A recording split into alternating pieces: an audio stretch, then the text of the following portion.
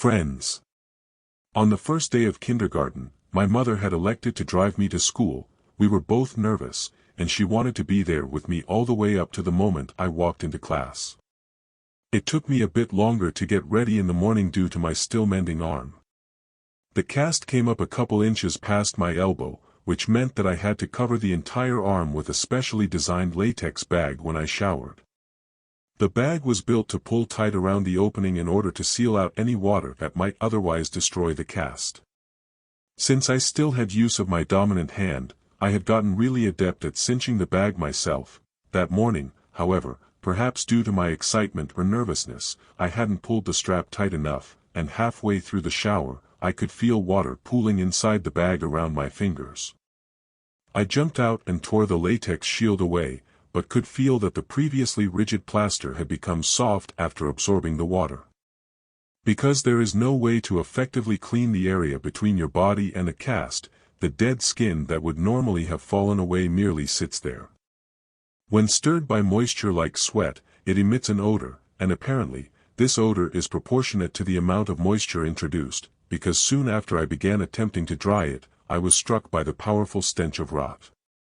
As I continued to rub it frantically with the towel, the cast began to disintegrate into thick white strips that rained down upon my feet while small white flakes wafted into the air and seemed to hover like snowflakes. I was growing increasingly distressed. I had put as much effort as a child could into his very first day of school. I had sat with my mom picking out my clothes the night before, I had spent a great deal of time picking out my backpack, and I had become exceedingly excited to show everyone my lunchbox that had the Ninja Turtles on it.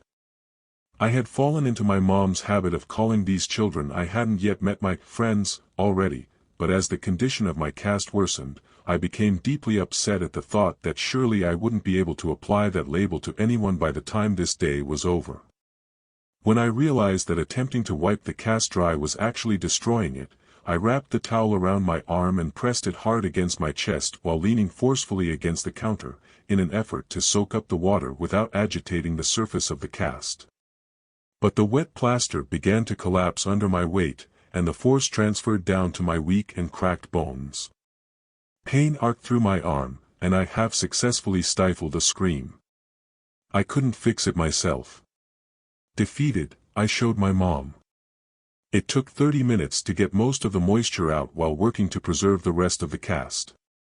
The combination of placing restrained pressure on an absorbent cloth while running a hair dryer over the length of the cast was enough to solve the hydration issue. To address the problem of the smell, my mom cut slivers off a bar of soap and slid them down into the cast. She then rubbed the remainder of the soap on the outside in an attempt to cocoon the rancid smell inside of a more pleasant one. There was no repair work that could be done, but she had at least controlled the damage.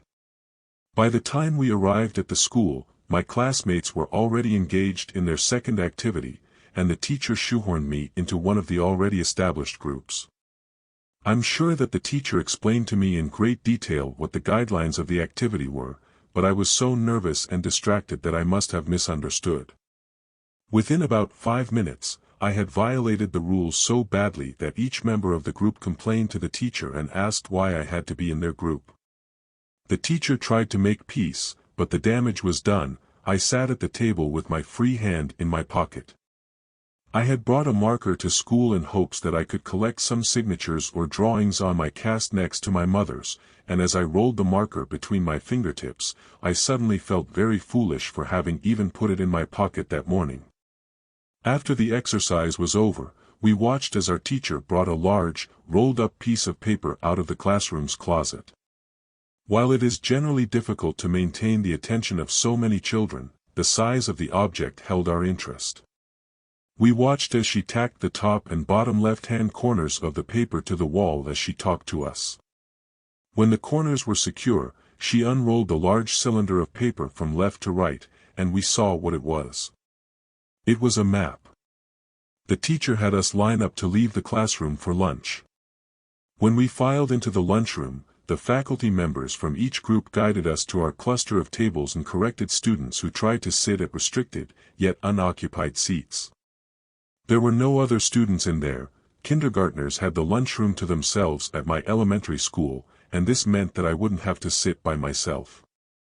In a year's time, I would be all alone at a table about 8 feet away, but despite the fact that I was surrounded by classmates, I think I felt lonelier right then than in all the initial weeks of first-grade isolation combined. One of the faculty members was making an announcement that no one seemed to be listening to while most of the kids were chatting energetically. I was eavesdropping on their conversations while self-consciously picking at the fraying ends of my cast when a kid sat across from me. "I like your lunchbox," he said. I could tell he was making fun of me, and I grew really angry. In my mind, that lunchbox was the last good thing about my day.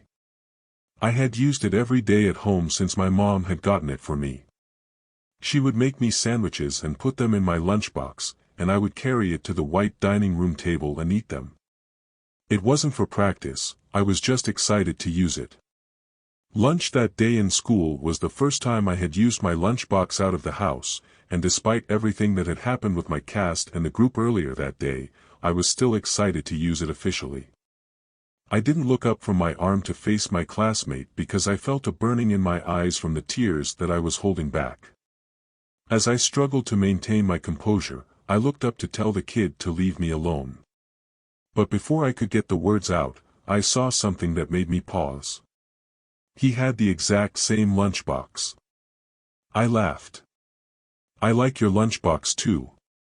I think Michelangelo's the coolest," he said, while miming nunchuck moves. This was the first conversation I had ever had with another kid my own age that wasn't guided or chaperoned by my mother. While I had a lot of freedom in my neighborhood, there weren't any other kids that were my age, so when I played alone. Even though this new dynamic made me slightly nervous, it was a good kind of nervous. I was speaking up to rebut his preference by saying that Raphael was my favorite, when he knocked his open carton of milk off the table and onto his lap. "Ah. Crap," he said, and immediately covered his mouth with both hands and reflexively shifted his eyes from side to see who might have heard it. I tried very hard to stifle my laughter since I didn't know him at all, but the struggling look on my face must have struck him as funny because he started laughing first.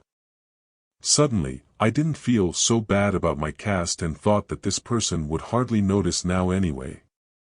As we laughed with one another, I thought to try my luck. "Hey! Do you want to sign my cast?" As I worked the marker out of my pocket, he asked me how I broke my arm. I told him that I fell out of the tallest tree in my neighborhood, and he seemed impressed. I watched him laboriously draw his name on my cast, pausing before each letter to draw it in the air to make sure that it felt right. When he was done, I asked him what it said. He told me it said, Josh and I had lunch together every day, and whenever we could, we partnered up for projects. We became really close very quickly, to the point that if Josh was ever absent from school, I would feel a bit lost the entire day. We worked well together both within and outside of the curriculum of our grade. I helped him with his handwriting, and when I could, his spelling, and he took the blame when I wrote "fart" on the wall in permanent marker. I would come to know other kids, but I think I knew even then that Josh was my only real friend. Moving a friendship outside of school when you are 5 years old is actually more difficult than most remember. The Friday we launched our balloons, the atmosphere was so energetic and excited that, when I had finished transcribing my letter, I joined Josh at his desk and asked him if he wanted to come to my house after school to play and maybe even stay the night. He said he did and that he'd bring some of his toys. I said that we could also go exploring in the woods around my house. When I got home, I asked my mom if Josh could come to our house, and she said that would be fine. My enthusiasm was boundless until I realized that I had no way of contacting Josh to tell him. I spent the whole weekend worrying that our friendship would be dissolved by Monday.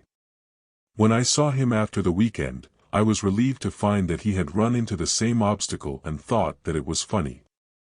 Later that week, we both remembered to write down our phone numbers at home and then exchange them at school. My mom spoke with Josh's dad, and it was decided that she would pick up Josh and me from school that Friday. We alternated this basic structure nearly every weekend. If we managed to make plans far enough in advance, we would even secure permission slips from our parents so that we could just get off the bus with each other at either his or my house.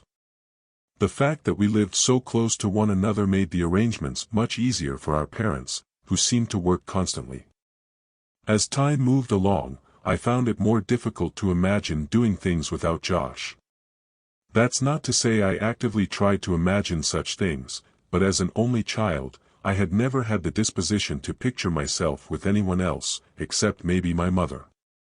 As Josh and I grew closer, however, whenever I thought of a new place to go or a new activity to try, I always reflexively inserted Josh into the scenario. We had so many adventures when I lived in my old house that I find it difficult to remember them all. The actual nature of what we were doing never really seemed to have any impact on how fun the activity was for us. As long as we were together, we had a good time. When my mom and I moved across the city during the summer after first grade, I was sure that our friendship had seen its last day. As we drove away from the house that I had lived in my whole life, I felt a sadness that I knew wasn't just about a house. I was saying goodbye to my friend forever. But, to my surprise and delight, Josh and I stayed close. Despite the fact that we spent the majority of our time apart and only saw one another on weekends, we remained remarkably similar as we grew. Our personalities coalesced, our senses of humor complemented each other's, and we would often find that we had started liking new things independently. I would sometimes call Josh, or he would call me, to share information about some new TV show or toy, only to find that it was old news for the other. We even sounded enough alike that when I stayed with Josh he would sometimes call my mom pretending to be me. His success rate was impressive. My mom would sometimes joke that the only way she could tell us apart sometimes was by our hair. He had straight, dirty blonde hair like his sister, while I had curly, dark brown hair like my mother. One would think that the thing most likely to drive two young friends apart would be what's out of their control. I'm quite sure that many friendships have stagnated when one party is forced to move away, the parents thinking that their children will just make new friends. While I feared at the time that this would be the case for us, I think the catalyst of our gradual disengagement was my insistence that we sneak out to my old house to look for boxes. That night, perhaps because we were old enough to reflect on it appropriately, seemed to cause a rift between us, not a striking and violent rift, but a gradual one, like two continents parting ways. The weekend after our excursion, I invited Josh over to my house, in keeping with our tradition of alternating houses, but he said that he wasn't really feeling up to it. If I'm honest, neither was I, and so I didn't protest. But maybe I should have. We began seeing progressively less of one another over the next year or so. Our time together had gone from once a week, to once a month, to once every couple of months. Unlike when we were kids, we seemed to struggle to find things to do or talk about. But it was all gradual enough that perhaps we didn't notice it, even if we might have felt it. For my 12th birthday, my mom threw a party for me. I hadn't made that many friends since we'd moved, so it wasn't a surprise party since my mom didn't know who to invite. I told the handful of kids with whom I had become acquainted, but I was fine with a smaller party. I didn't want to invite a person just because I recognized him in the hallway. About a week before the party, I called Josh to see if he wanted to come. He said that he didn't think he could make it. My mom had planned a lot of games and activities. There would be a piñata, pin the tail on the donkey, and she even convinced a coworker to come perform a part of his amateur magic show.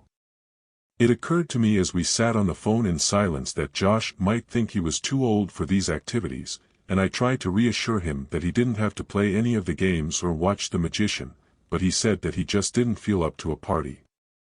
He said, maybe some other time, and we hung up. After the phone call, I told my mom that I didn't want to have a party. I told her that I was too old for those games and that magicians were for kids. I told her that the whole thing was a dumb idea that she never should have had. The conversation with Josh had hurt me tremendously, and, senselessly, the only thing that I could think to do was to try to hurt her. It didn't work, and she just smiled and put her arm on my shoulder and said, "It'll be fine, sweetheart." And, inexplicably, I felt better. The day before the party, Josh called me in better spirits to say that he would be there. It had been several months since I had seen him, and I was excited that we would get to spend time together and not have to worry about what to do or what to talk about, since there would be activities. I wasn't sure why he had changed his mind, but it didn't really matter to me. He was coming. The party went pretty well. My biggest concern was that Josh and the other kids wouldn't get along, but they seemed to like each other well enough. Josh was quieter than I hoped he'd be. He hadn't brought me a gift, and he apologized for that, but I told him that it wasn't a big deal. I was just glad that he was able to make it. I tried to start several conversations with him, but they seemed to keep reaching dead ends. I didn't know what else to do.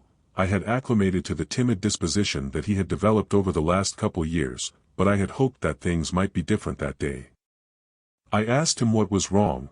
I told him that I didn't get why things had become so awkward between us. They were never like that before. We used to hang out almost every weekend and talk on the phone every couple of days. I suspected that it all really was because of the night we snuck back to my old house, and even though I couldn't know for certain, my voice trembled and quaked as I told him that Boxes was my cat and that it wasn't fair for him to hold that night against me for so long. But he didn't say anything. At a loss, I asked him what happened to us. He looked up from staring at his shoes and just said, "You left." I was about to ask Josh what he meant by that when my mom yelled in from the other room that it was time to open presents.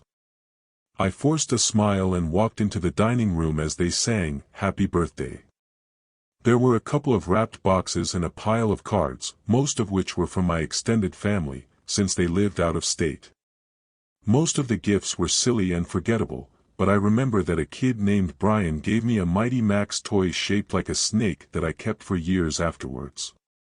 My mom was insistent that I open all the cards and thank each person who had given one, because several years before on Christmas, I had torn through the wrapping paper and envelopes with such fervor that I had destroyed any possibility of discerning who had sent which gift or what amount of money.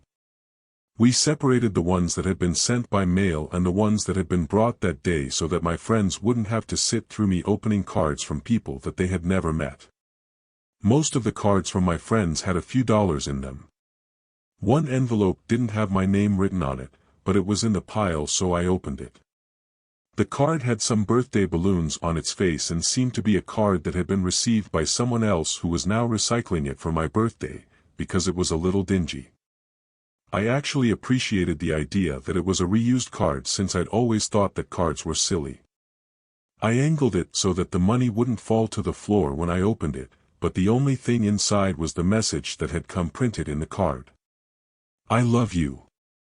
Whoever had given me this card hadn't written anything in it, but they had circled the message in pencil a couple times. I chuckled a little and said, "Gee, thanks for the awesome card, Mom."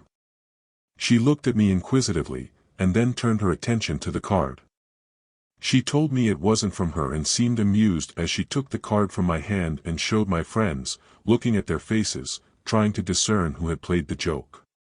None of the kids stepped forward, so my mom said, "Don't worry, sweetheart, at least you know now that two people love you." She followed that with an extremely prolonged and excruciating kiss on my forehead that transformed the group's bewilderment into hysteria. They were all laughing now, so it could have been any of them, but one of the boys named Mike seemed to be laughing the hardest. To become a participant rather than the subject of the gag, I said to him that just because he had given me that card, he shouldn't think that I'd kiss him later. He gave me a slightly bewildered look, and we all laughed. As I looked at Josh, I saw that he was finally smiling. "Well, I think that gift might be the winner, but you have a couple more to open." My mom slid another present in front of me. I was still feeling the tremors of suppressed chuckles in my abdomen as I tore the colorful paper away. When I saw the gift, however, there was no more laughter in me to stifle. My smile dropped as I looked at what I'd been given. It was a pair of walkie-talkies. "Well, go on. Show everyone," my mother encouraged. I held them up, and everyone seemed to approve, but as I drew my attention to Josh, I could see that he had turned a sickly shade of white. We locked eyes for a moment, and then he turned and walked into the kitchen.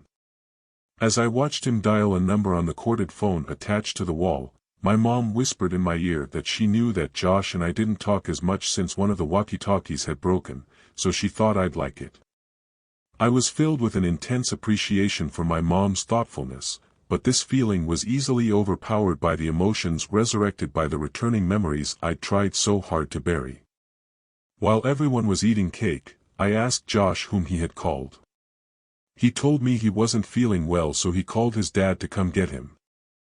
I understood that he wanted to leave, but it was so hard to get Josh to come to my house that I, perhaps selfishly, wished that he would stay, despite how he was feeling. I told him that I wished we could hang out more. I extended one of the walkie-talkies to him, but he put his hand up in refusal. Dejected, I said, "Well, thanks for coming, I guess. I hope I'll see you before my next birthday." "I'm sorry. I'll try to call you back more often." "I really will," he said. The conversation stalled as we waited by my door for his dad. The rest of the kids watched my mother's coworker perform magic. Rather than sounds of amazement, most of the vocalizations were critical but in good fun. Despite the haranguing, the magician and my mother seemed happy, perhaps it was exactly what they had expected. I repeatedly opened my mouth as if words would just pour out and catch the interest of my friend, but I would silently shut it each time. I looked at his face. Josh seemed genuinely remorseful that he hadn't made more of an effort, but I thought I perceived some other brooding emotion behind his regret, though I couldn't tell what it was. As I stared at him, perhaps a little too intensely, his mood seemed suddenly bolstered by an idea that had struck him. He looked over to me and said that he knew what he'd get me for my birthday. It would take a while, but he thought that I would really like it. I dismissed it outright. I told him it wasn't a big deal and that I didn't need a gift. But he insisted. He seemed in better spirits and apologized for being such a drag at my party. He said he would call me soon, and when I said that he didn't have to treat me like a baby, he told me that if he didn't bother to call, then he wasn't worth being friends with anyway. There was a knock at the door. Josh opened it and stepped out of my house and next to his father, and I could see Veronica sitting in the truck waiting impatiently. I thought about giving Josh a hug, but realized that might be embarrassing for the both of us, so I just gave him a low five. He apologized again as he walked off. He said that he was tired and that he hadn't been sleeping well, and I asked him why that was. He turned back toward me and waved goodbye as he answered my question. "I think I've been sleepwalking." That was the last time I saw my friend, and a couple of months later he was gone. Since I began this attempt to learn more about my childhood, the relationship between my mother and me has grown increasingly strained. Each time she would give me a piece of my past, I could feel myself becoming more complete, the structure of my autobiography finally falling into place with the connecting of milestones or the introduction of a never-known fact, but I don't think I realized how much of herself she was losing in this process. Still, I thought we could take it. But maybe I was letting my wishes about the strength of our bond distort my perception of how strong it actually was. It's often the case that one cannot know the breaking point of a thing until that thing fractures. The last conversation that I had with my mother left me with what I'll now share with you. I'm not sure where this last discussion, and all of the ones that preceded it, will leave me and my mom. I imagine that we will spend the rest of our lives attempting to repair what had taken a lifetime to build. She had put so much energy into keeping me safe, both physically and psychologically, but I think that the walls meant to insulate me from harm were also protecting her emotional stability. As the truth came pouring out the last time we spoke, I could hear a trembling in her voice that I think was a reverberation of the collapse of her world. I don't imagine my mother and I will talk very much anymore, and while there are still some things I don't understand, I think I know enough now. After Josh disappeared, his parents had done all that they could do to find him. From the very first day, the police had suggested that they contact all of the parents of the kids that knew Josh to see if he might be with them. They did this, of course, but no one had seen him or had any idea of where he might be. They placed notices in the newspaper and posted flyers all around the old neighborhood. They even solicited message boards and chat rooms in missing children networks. The police had been unable to turn over any new information about Josh's whereabouts, despite the fact that they had received several anonymous phone calls from a woman urging them to compare this case with the stalking case that had been opened about 6 years before. One day, however, they got a call. The person said that he had seen Josh. Josh's father sat down on the couch with his wife. Holding a pen to a pad of paper, he asked the caller where he had seen the boy. The caller said, "In Florida." The father pressed further, "Where? Where in Florida did you see him?"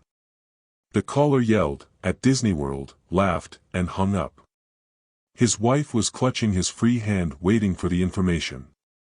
She asked what the person had said, and Josh's father tore the piece of paper that read, "Florida this," out of the pad and crumpled it up. Nothing. It was nothing.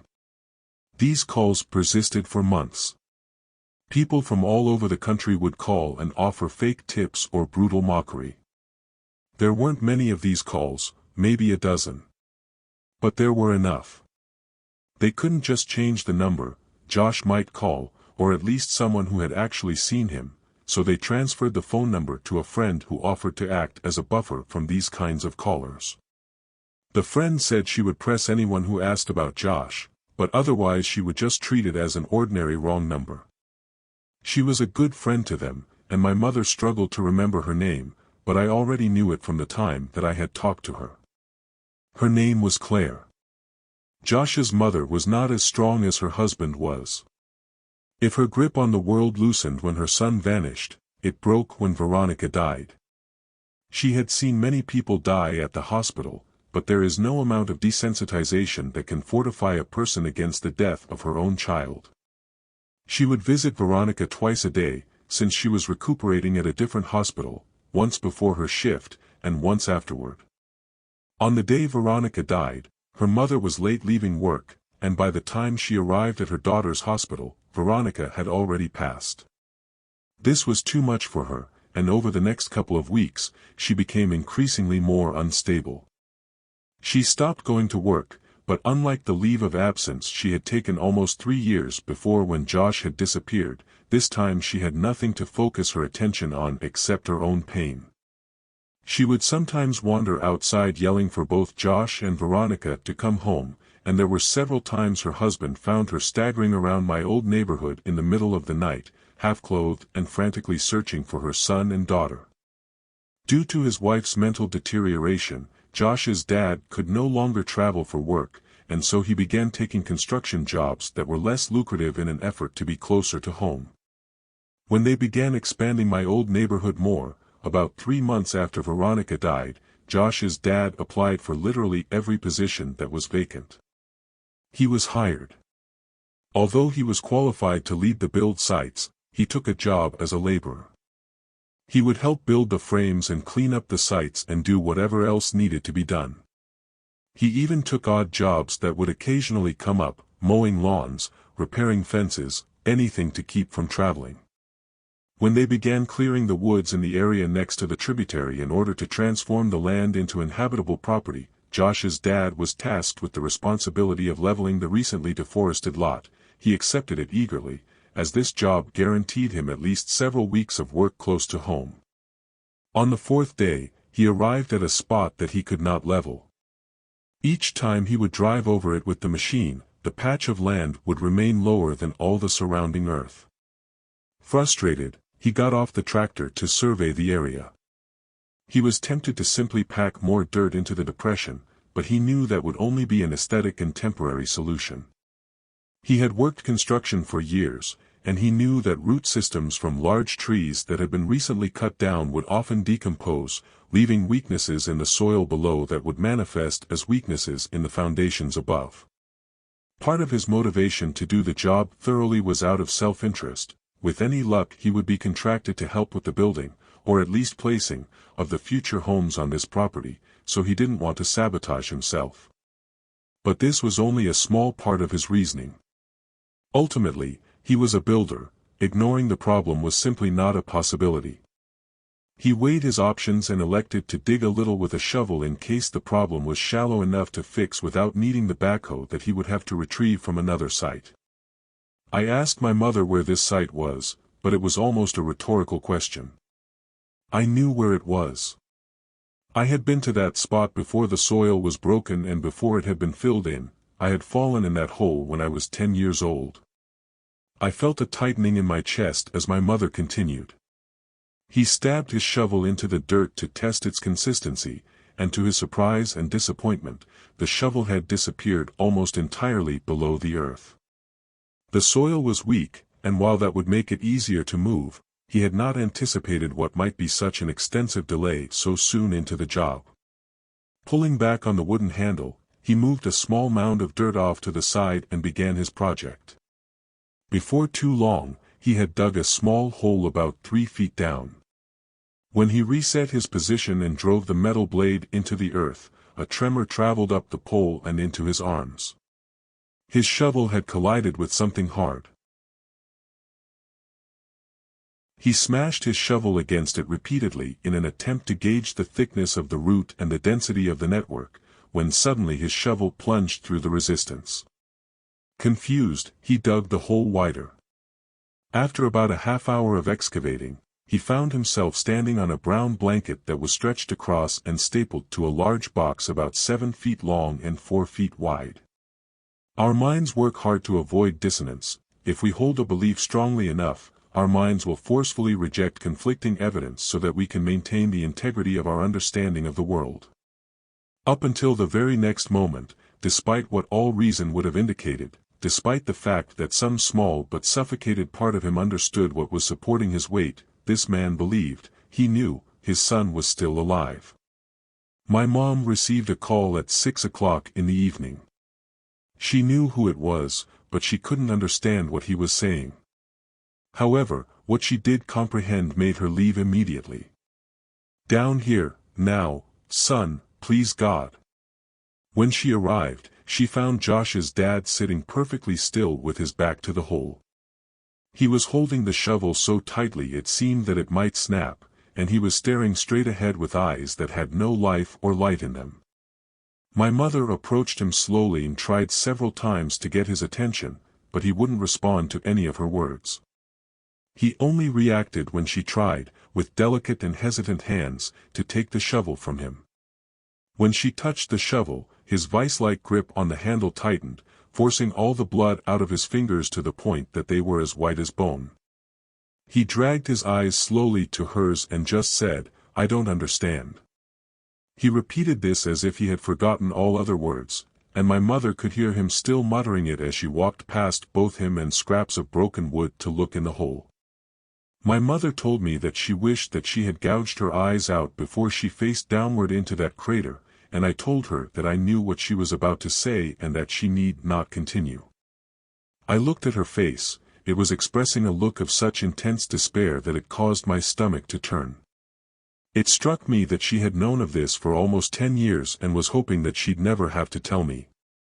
I imagine that she made a firm decision all those years ago to never share this information, and as we sat there at the same weathered table that had forever been the meeting spot for our talks, I felt a twinge of guilt for forcing her to break the promise that she made to herself. Because she never intended to tell me, she never came up with the proper arrangement of words to describe what she saw. As I sit here now, I'm met with the same difficulty of articulation, but for different reasons. Josh was dead. His face was sunken in and contorted in such a way that it was as if the misery and hopelessness of all the world had been transferred to it. The assaulting smell of decay rose from the crypt, and my mother had to cover her nose and mouth to keep from vomiting. His skin was cracked, almost crocodilian, and a stream of blood followed these lines and dried on his face while pooling and staining the wood around his head. My mother wanted to look away. She wanted to move her eyes, even if just a little bit, so that she could see something else, anything else. But she couldn't. Her eyes had locked with Josh's, which lay open and facing up out of the tomb, and although he couldn't return her gaze, it felt as if he were looking directly at her. She said by the look of him he had not been long dead, but she couldn't hazard a guess because she simply had no referent. Selfishly, and horribly, she wished that more time had passed before that day, so that time and nature could have brought the mercy of degradation to erase the pain and terror that was now etched into his face. She said that it felt as if he knew she'd be right there, that he had been waiting for her to enter his line of sight, his open mouth offering an all-too-late plea for help to ears that could do nothing for him. She forcefully covered her eyes to break the stare and attempted to confront the scene as a whole, but the rest of his body wasn't visible. Someone else was covering it. He was large and lay face down on top of Josh. As my mother's mind stretched itself to take in what her eyes were attempting to tell her, she became aware of the significance of the way in which he laid. He was holding Josh. Their legs lay frozen by death, but entangled like vines in some lush, tropical forest. One arm rested under Josh's neck only to wrap around his body so that they might lay closer still, while the other arm lay limp with a bent elbow against the wood, his fingers entangled in Josh's hair. The man's back was covered in dirt, and as she looked back to the area near Josh's head, ashamedly avoiding his gaze, she could see that some of this scattered earth had mixed with the blood and formed mud that lay still wet in the damp casket. As the sun passed through the trees, its light reflected off something pinned to Josh's shirt. My mother stooped to one knee and raised the collar of her shirt over her nose so that she might block out the smell while she attempted to train her vision on the object rather than Josh's face. When she saw what had caught the sunlight, her legs abandoned her, and she nearly fell into the tomb. It was a picture. It was a picture of me as a child. Gasping and trembling, she staggered backwards and collided with Josh's father, who still sat facing away from the hole. She understood why he had called her now, but she could not bring herself to tell him what she had kept from everyone for all these years, not that the information could do any good now anyway. Josh's family never knew about the night I had woken up in the woods. They never knew about the Polaroids, they never knew about the note she had found on my pillow. They never knew the real reason we had moved out of our old home with such haste. She had moved us into a new house to protect my life, and she had kept all of these things a secret so that life might be a normal one. She had talked to the police, she knew now that she should have talked to Josh's parents, but there was nothing to say anymore. As she sat there resting her back against Josh's father's, he spoke. "I can't tell my wife. I can't tell her that our little boy," his speech staggered in fits as he pressed his wet face into his dirt-caked hands. She couldn't bear it. After a moment, he stood up, still shuddering, and lumbered toward the grave. With a final sob, he stepped down into the coffin and positioned himself over the dead man's body. Josh's dad was a big man, but not as big as the man in the box was. However, he seemed unable to grasp this fact. He grabbed the back of the man's collar and pulled hard. It was as if he intended to throw the man out of the grave in a singular motion. But the collar ripped, and the body fell back down on top of his son. As this happened, what air remained in Josh's lungs was violently forced out through his mouth, and the father shrieked as he both watched and heard his son's last, empty breath. "You motherfucker!" He grabbed the man by the shoulders and heaved him back until he was off Josh completely. With one final, straining motion, he shoved the man until the body sat awkwardly but upright against the wall of the grave. Josh's father rested his hands on his knees and breathed heavily and painfully as he looked down at his only son. He grunted with anger and turned his attention to the man, and my mother could see the rage disappear from his eyes as something else replaced it. He staggered back a step. And then another. "Oh God! Oh God! No! No, please God! Please God, no! No! No!" In a struggling but powerful movement, he lifted and pushed the corpse of the man completely out of the ground, and as he did this, there was the distinct sound of glass first hitting and then rolling against wood. It was a bottle. He picked it up and absently handed it to my mother. It was ether. "Oh, Josh. He sobbed as he cradled his son. "My boy, my baby boy. Why is there so much blood? What did he do to you?" As my mother looked at the man who now lay facing upwards, a chill came over her as she realized that she was facing, for the first time, the person who had haunted our lives for over a decade. Everything about our lives had changed since this person had entered it, and she had lost so much sleep thinking about this man. When she pictured him, whether in waking life or a dream, he was always evil and always terrifying. The cries of Josh's father seemed to confirm her worst fears. But as she stared at his face, she thought that this didn't look like who she imagined at all. This was just a man. As she looked upon his frozen expression, it actually looked serene. The corners of his lips were turned up only slightly. She saw that he was smiling. This wasn't the expected smile of a maniac from a film or horror story. It wasn't the smile of a demon, or the smile of a fiend. This was the smile of contentment or satisfaction. It was a smile of bliss. It was a smile of love. When she looked down from his face, she saw a tremendous wound on his neck from where the skin had been ripped out. She realized that this wound must have been the source of the blood that stained Josh's face and the wood upon which his head rested. Initially, she was relieved by the realization that the blood had not been Josh's. Perhaps he had suffered less, and in a strange way, this small comfort amidst the madness set her slightly at ease. She looked to Josh's father who sat in the coffin, still holding his son to his chest, and wondered if she should tell him. She wondered if this tiny consolation was worth distracting him from his own thoughts, whatever they might be.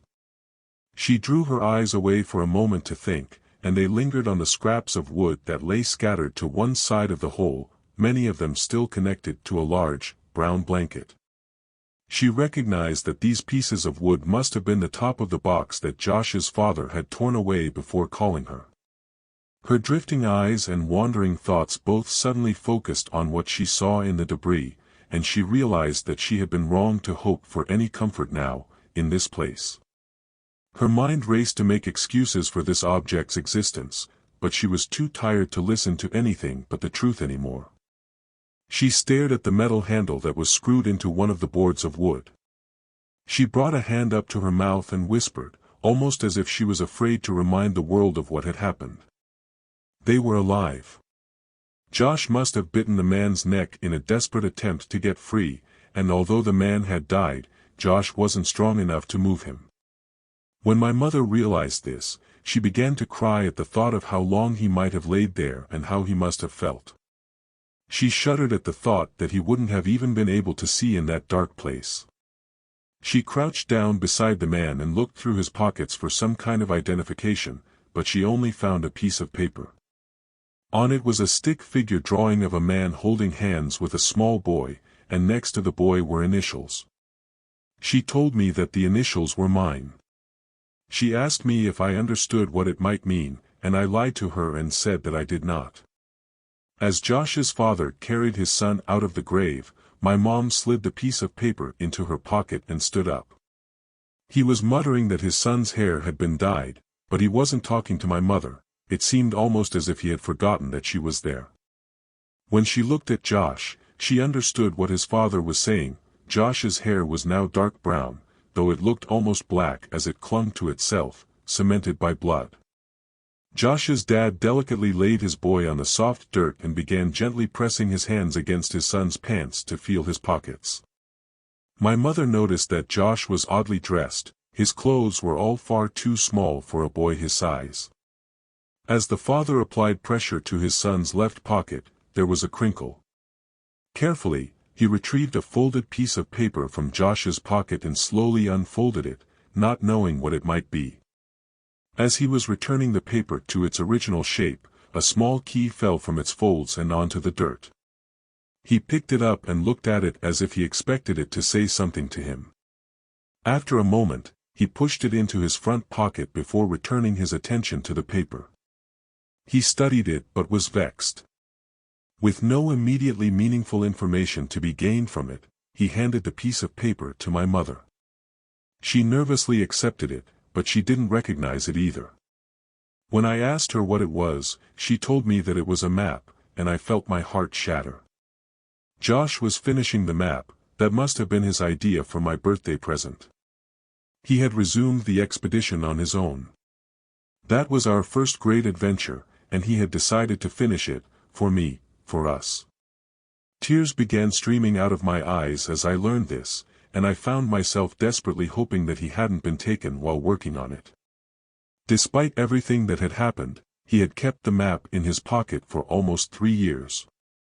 She heard Josh's father grunt angrily and looked to see him pushing the man's body back into the ground.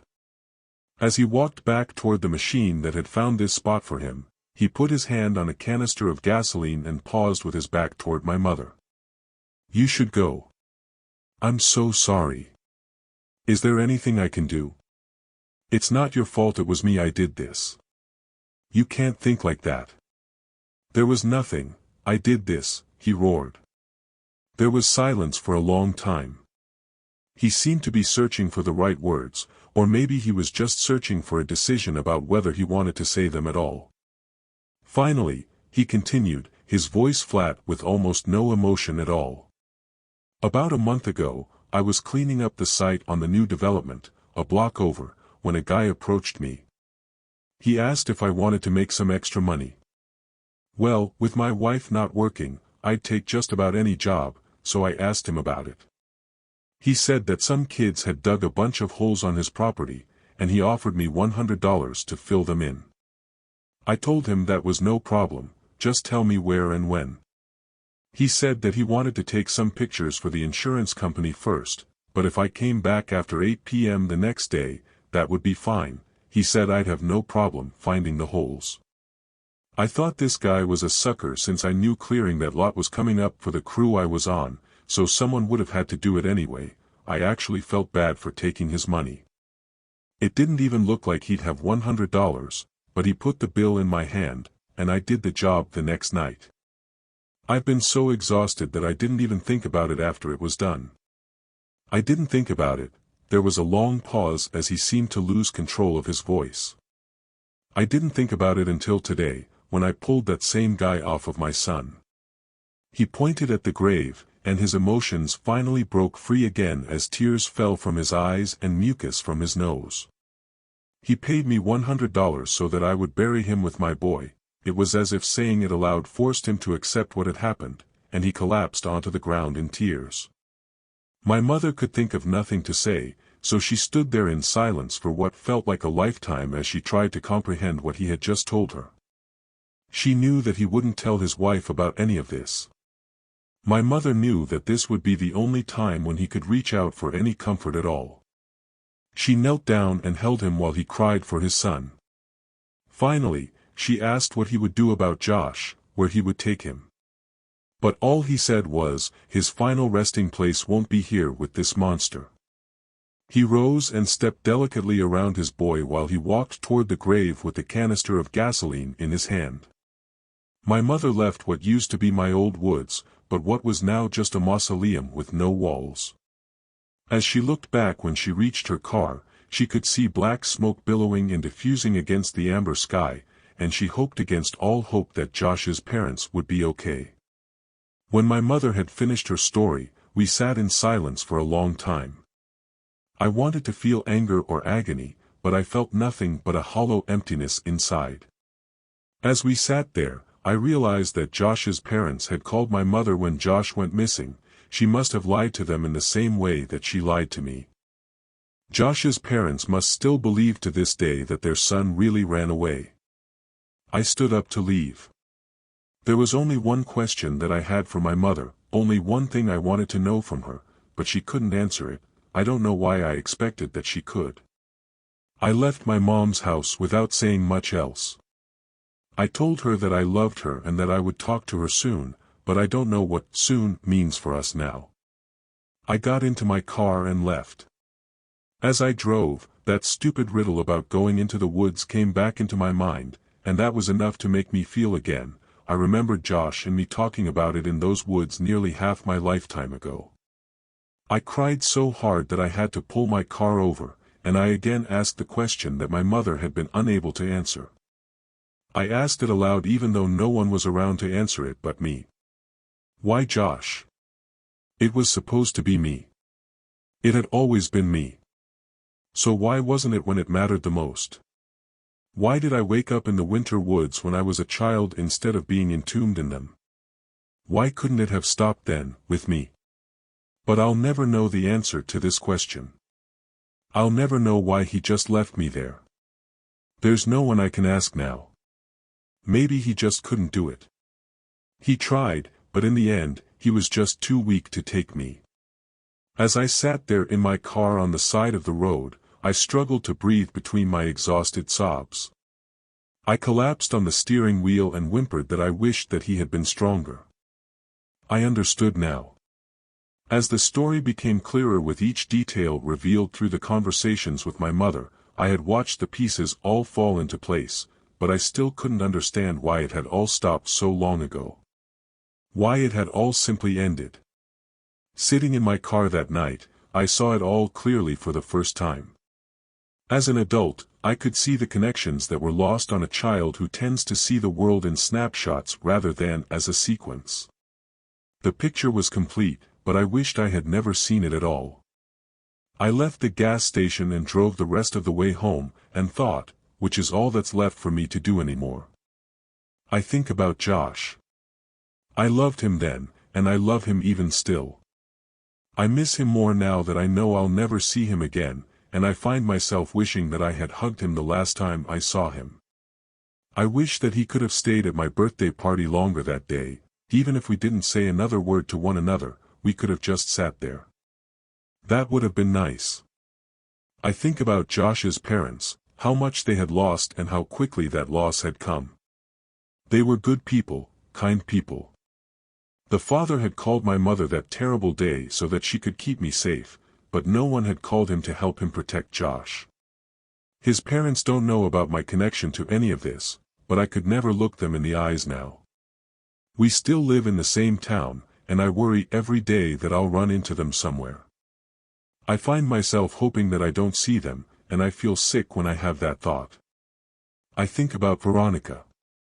I had only really come to know her later in my life, but for those brief few weeks, I think I had really loved her. I think about my mother. She had tried so hard to protect me, she had done everything she could possibly do to keep me safe. She was stronger than I will ever be. I think about what our lives might be like now if I had just let my balloon go with Chris, or even a single second sooner or later than I did. Maybe someone else would have found it and everyone would be okay. Maybe I'd still have my friend and his parents would still have a son. Josh had been missing for almost 3 years, almost a fifth of his life. I try to pretend that I don't know what the man might have done with Josh for all that time, just like I try to pretend that maybe Josh wasn't in the passenger seat the night Veronica was hit. I find myself pretending a lot now. But mostly, I just think about Josh. Sometimes I wish that he never sat across from me that day in kindergarten, that I'd never known what it was like to have a real friend.